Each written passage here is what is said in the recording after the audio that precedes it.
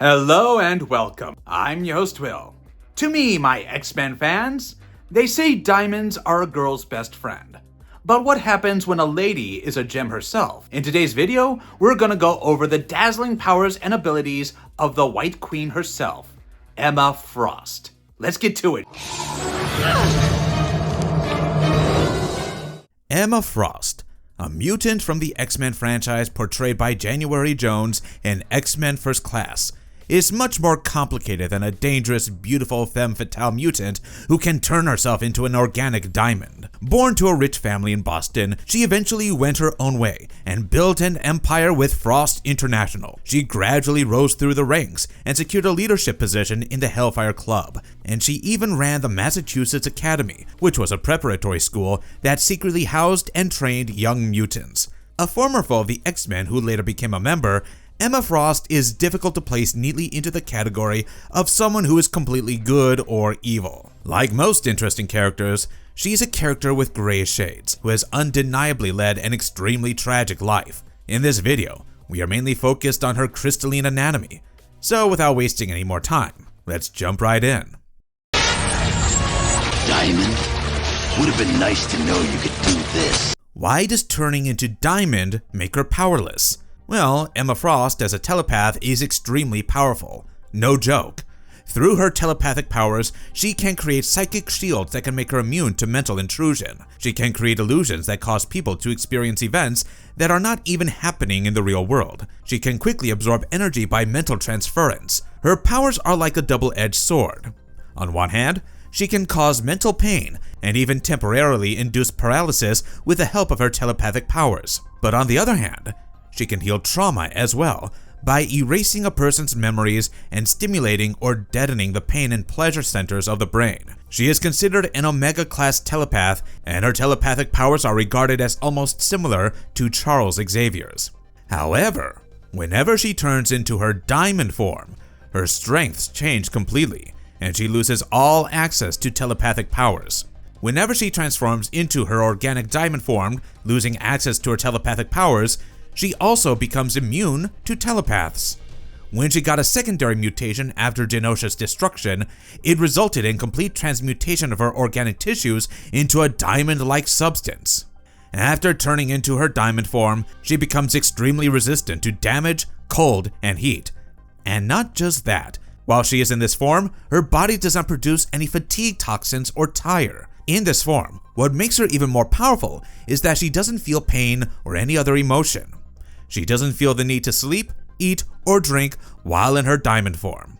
Now imagine if she could use the powers of her secondary mutation along with her telepathic powers at the same time. She would have been truly unbeatable. Instead, she has to choose between one set of powers or the other. Is her diamond skin actually a mineral or something else entirely? As mentioned before, the skin of her diamond form is not actually diamond. It's the transmutation of organic tissues into a substance that's similar to diamond. It would be an understatement to say that her organic and flexible diamond form can bear a lot. In fact, her diamond form has survived jet crashes, World War Hulk, blasts from Bishop, a blast from Black Bolt, optic blasts from Cyclops, and even the collapse of Genosha. Her body in diamond form can withstand temperatures as low as -390 degrees Fahrenheit and as high as 7,362 degrees Fahrenheit, after which it begins to melt. What genocide turned Emma Frost into a living diamond? The population of the mutant island kingdom of Genosha was wiped out after Cassandra Nova launched a massive Sentinel attack. Jean Grey and Hank McCoy found only one survivor there, Emma Frost, after they went there to help with the relief efforts. She was saved by the activation of her secondary mutation, which turned her into an organic diamond form. During that attack, one of her former students, Negasonic Teenage Warhead, died in her arms. She was not willing to believe that she was dead while she was holding her dead body in her arms. Her secondary mutation after the destruction of Genosha gave her a whole new set of powers that cannot be easily surpassed. But strength doesn't always come with glory, because that same event gave her unimaginable trauma. The origin story of how Emma Frost turned into a living diamond is extremely shocking, heartbreaking, and tragic. Jean Grey and Hank McCoy took Emma back to the Xavier Institute. There, Beast tested her mutation and found she was gifted with diamond skin. Also, as mentioned before, Emma discovered that whenever she turned herself into an organic diamond, she lost access to all her telepathic powers, and she could not even experience any genuine emotion. As she was leaving the Institute in a taxi, she realized something. She decided to stop the car and head back to the Institute. When she reached there, she saw the other X-Men battling Cassandra Nova. She joined them in the fight against Nova. In her diamond form, she twisted Nova's neck. She stated that some things should never be forgiven. However, Nova's healing factor brought her back, and unbeknownst to the X-Men, she even switched places with Xavier and attacked her own true body to cripple Charles. In the meantime, Cyclops thanked Emma Frost. She responded by playing it off, stating that she only came back because she had forgotten her bag, and he was lucky she had a Louis Vuitton bag. Otherwise, she would have left without coming back. After the fight, though, Emma Frost had a change of heart and decided to join the new X-Men. This event changed her, not just physically, but also who she was as a person. What happens when a diamond woman gets shattered?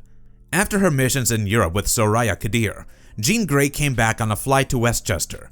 In the meantime, the Cuckoos informed her that her husband Scott was having a psychic affair with Emma Frost. The Cuckoos were extremely mad at Emma, as under her tutelage, Sophie decided to play the hero and died for it, and this was their way of plotting revenge against Emma. Emma and Scott are in the middle of their psychic tryst when Jean returns. Infuriated at both of them, she barges into Emma's thoughts. Scott tries to explain everything to Jean, but Jean is clearly not in the mood to listen. She enters Emma's thoughts and argues with her. While exploring the depths of Emma's psyche, she looks for memories that Emma has kept hidden. After invading her mind, she leaves. And Emma admits to Wolverine that she has fallen in love with Scott. Later on, when Beast goes to check on her, he discovers that she has been shot and her body in diamond form has been shattered into thousands of little diamond shards. It terrifies and shocks him. Veteran X-Men Lucas Bishop and Sage lock down the school to investigate Emma's murder, and they begin to question everyone. Later on, it's revealed that Angel Salvador shot Emma with a diamond bullet that struck a molecular flaw in her diamond form, shattering her body. It was a diamond bullet, and just before the bullet was fired, Emma realized that Angel was under the influence of Esme Cuckoo. When Hank McCoy attempts to reassemble Emma's body in his lab, Jean Grey steps in and brings Emma back to life using her Phoenix powers. After coming back to life, Emma shouts Esme's name. However, when Sage and Lucas Bishop confront Esme as she is about to leave the Institute, they get easily defeated by her telepathic powers, and Esme successfully escapes from there. After all, Esme was the one at fault. She was using the drug Kick to enhance her telepathy and take control of the hive mind she shared with the other Stepford Cuckoos. When Sophie fought back, she influenced her and manipulated her towards her own death. Does Emma Frost have one spot that could kill her? Well, her diamond form possesses enormous superhuman strength, and her telepathic powers cannot be outmatched. But despite that, Emma Frost is not completely invulnerable. Although her diamond form is extremely resilient and tough, it still has a single molecular flaw that can be exploited, and with the right weapon and the appropriate amount of force, she can get shattered if she is hit at her weak spot. The White Queen look, and why it matters. Her journey to become the White Queen started when she became a stripper for the Hellfire Club. There, she used her telepathic powers to make men see what they wanted to see. During her time there, Charles Xavier and Moira asked her to join a new team of X-Men. She refused the offer, unable to recognize them. This led Professor X to erase her memory of their encounter. She was constantly mistreated there, and one day, she could not take it anymore and snapped at Sebastian Shaw, who was an important member of the club. She threatened to kill him. Although surprisingly, Sebastian Shaw didn't get mad at her. Instead, he invited her to move up the ladder and help him get rid of those in the club who were a threat to mutants. Their union became official after Shaw chose Frost over two other women, whom he brutally murdered right in front of her. A day before becoming the Black King, Shaw discovers that the White King, Edward Buckman, and the White Queen, Paris Seville, were creating sentinels behind his back to hunt mutants. When the mutant members of the club get attacked, Emma seizes the opportunity and helps Shaw's fiancée, Lourdes Chantel, escape the club and the abuse of Shaw by making Shaw believe that she died. Shaw and Emma defeat the machines and then return to the club. Emma takes control of Buckman's mind and makes him kill everyone in the room, including his lover, Paris. After that, Shaw strangles Buckman, Sebastian Shaw becomes the new head of the club, and Emma Frost becomes the White Queen. Her white costume can be interpreted as a subtle or not so subtle visual representation of who she becomes later on, a telepath who would eventually be able to transform herself into a living diamond. Are there actually two different Emma Frosts in live action? Well, before featuring in X-Men First Class, Emma Frost featured in another live-action X-Men movie, X-Men Origins Wolverine, and those two versions are significantly different from each other. In X-Men Origins Wolverine, Emma is briefly portrayed by Tahina Tozzi. Although she has the power to turn herself into a diamond form in that movie, she isn't shown exercising any telepathic powers. She is shown as a part of Wolverine's past, and she is the sister of Silver Fox, and she also used to be a prisoner of William Stryker. The version of Emma Frost shown in X-Men First Class is very different. In that movie, when she goes to meet a Russian general in a building, Charles and Magneto infiltrate that building and confront her. She is then captured and taken to the CIA headquarters. Later on in the film, Magneto and his Brotherhood release her from prison and ask her to join them. Emma agrees to do so. In X-Men First Class, Emma has extremely impressive telepathic powers as she can effectively defeat and block Charles Xavier. Besides, her diamond form makes her immune to the telepathic powers. However, in the film, unlike in the comics, her diamond form does not possess enormous amounts of strength. In fact, we see Eric almost killing her while she is in her diamond form by strangling her with a metal railing of the bed. If Charles hadn't intervened in the scene, Eric most certainly would have killed her. In the movie, her diamond form isn't as strong as the one portrayed in comics.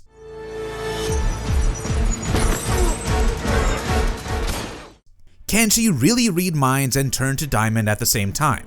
There is one thing about Emma Frost that's undeniably true. She cannot exercise her telepathic powers and turn herself into an organic diamond form at the same time. It's almost like the secondary mutation gave her a totally different identity as a mutant, and that's exactly what makes her character so special. Depending on the circumstances, she has to choose between those two very different sets of powers. However, she was able to use her telepathic powers when she transformed into her diamond form for the first time, after the manifestation of her secondary mutation. Beautiful, isn't it? How did a villain's body become an X-Men icon? At first, she opposed Charles Xavier and the X-Men at every turn. She frequently clashed with them. But after the death of the Hellions, she recruited a group of young mutants and had a change of heart, which led her to develop friendships with Charles Xavier. It wasn't surprising when Emma Frost became the headmistress of Xavier's school, as she loved teaching. There she trained Generation X, the latest generation of mutants. Eventually, she became a very important member of the X-Men, and also emerged as a leader of the mutant community. While seated on the quiet council of the mutant nation Krakoa, she remained an important figure in mutant society, as she influenced the economic, cultural, and diplomatic affairs between humans and mutants. To serve Krakoa's commercial interests, she rebranded the Hellfire Trading Company as a transaction business. She began hosting the annual Hellfire Gala, and even assisted the reformed X-Men, both administratively and financially. The main turning point was the devastation of Genosha, and then the manifestation of her secondary mutation. That's where she had a real change of heart. What was Emma Frost's most overwhelming display of telepathic power? One of the most overwhelming portrayals of Emma Frost's telepathic powers appears in the third issue of Secret Invasion X-Men. In that comic series, the Skrulls invade Earth, and we see Emma Frost fighting the Skrulls with their telepathic powers. It begins with a Skrull stating that there is a thought in the weave that is not theirs. They begin to suspect that they have a visitor. In fact, the visitor might actually be a spy. They eventually figure out that the visitor's name is Emma Frost, and she is, in fact, one of those telepathic mutants they were specifically trained to deal with. Emma Frost is caught inside their thought wall. She entered it after touching the weave, and now she cannot free herself from within. The moment she entered the wall, her mind was disconnected from her body, which made her legally dead. The Skrulls want to question her further to know about the whereabouts of the other X-Men. In the meantime, inside the thought wall, Emma Frost tells the Skrulls that they could be here for a long time, and she still won't tell them anything. In response, the Skrulls tell her not to fight them and to give up, as she has already lost. They further tell her that her link to her own body was severed when she touched the thought wall. She died at that moment. The Skrulls want to know from her where the X-Men are hiding. They even offer to add her to the Thought Wall and promise her purpose and salvation. Emma Frost tells them to keep on trying and builds a shield around herself. The Skrulls get angry. They attack her as she defied the Thought Wall and rejected their love. A Skrull enters her shield and angrily tells her she is foolish to think that she can hide from them inside their own mindscape. Emma responds by stating that she just wanted to spread them out a little. Her plan seems to be working. She further states that the easiest way to dismantle a wall is to dismantle it one brick at a time. She tells them that because they were specifically trained to deal with her, she sees this fight as a challenge. And after that, Emma Frost kills the psychic Skrulls and comes back to her body. She had taken down the Thought Wall as well. This is not an easy feat by any means. A lot of us know Emma Frost because of X-Men First Class, but a lot of her traits portrayed in the comics are not shown in that movie, and her portrayal in X-Men Origins Wolverine feels even more incomplete. A lot of her powers, abilities, personality traits, contradictions, and life complications would translate well to the cinema screen. We hope to see more of her portrayals in live-action X-Men films, as accurate to the comics as possible in the near future. She's an extremely powerful and tragic character. She is someone who never gives up, despite facing immense losses. On one hand, she can be vindictive and antagonistic, but on the other, she loves teaching, cares about mutants, and genuinely wants to do something good for the world. These conflicting traits make her an extremely relatable character. Alright folks, this is where we sign off. We hope you enjoyed our video. Please like, share, and subscribe to our YouTube channel.